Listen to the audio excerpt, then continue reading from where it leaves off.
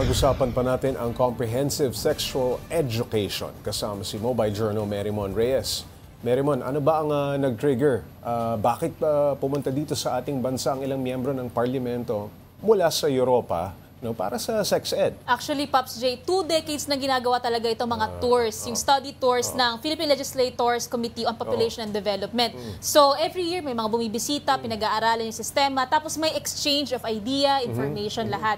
Nagkataon lang na for this year, mainit. Sakto yung punta nila dito. Kaya nga na pinagdedebatehan ngayon yung usapin. Ano ba dapat nating tignan o sabihin sa CSE. So sakto, nandito sila. Nagkaroon ngayon ng change. Na-tiyempo lamang, no? Yes, Pops J. Okay, napag-usapan na ba nila ang sex education bill dito sa ating bansa na naging kontrobersyal dahil umano sa woke ideologies nito? Yes, Pops J. And interested sila kung bakit ganun yung nakikita ng mga tao. Bakit may ganung narratives. And dun nga nasabi, meron kasing mis and disinformation tungkol dito. Mga haka-haka na posibleng na-stain or nababago yung meaning ng CSE or yung importance ng sexuality education, comprehensive sexuality education.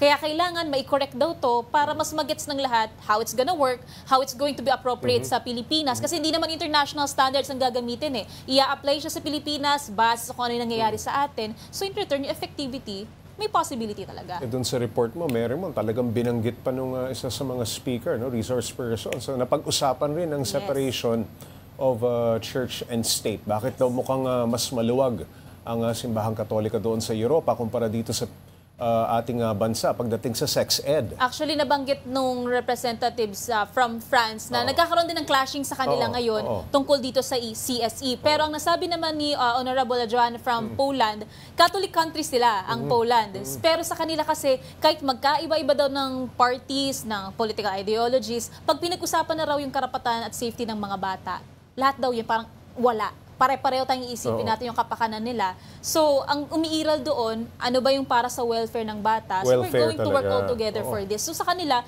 may CSE. For the other countries, though may konting struggles, pero nakikita nila, it's going to be beneficial in the long run. Kasi bumababa sa kanila yung cases on sexual abuses, anything related sa maling pagkakaalam o kakulangan sa kaalaman on this one. So, sana nga raw, magkakagulo-gulo, no?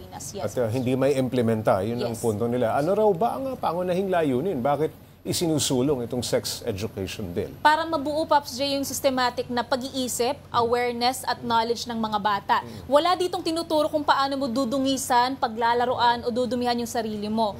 Pero ang ituturo nito, paano mo ba makikilala yung sarili mo at paano mo mapoprotektahan yung sarili mo mula sa posibleng mga abuso in the future. Kasi ang tinitignan dito, hindi lang basta yung nasa 16, 17, ang tinitignan na below 16 years old na tumataas ang cases ng teenage pregnancy, even yung below teenage years, dumadami rin ang kaso nito. So, they're trying to prevent it in the long run para sa safety at, happiness ng lahat. Karapatan ng bata, makagraduate, ma-enjoy yung kabataan niya nang walang iniisip na ganitong problema. Alright, maraming salamat. Mobile Journal Merymon Reyes.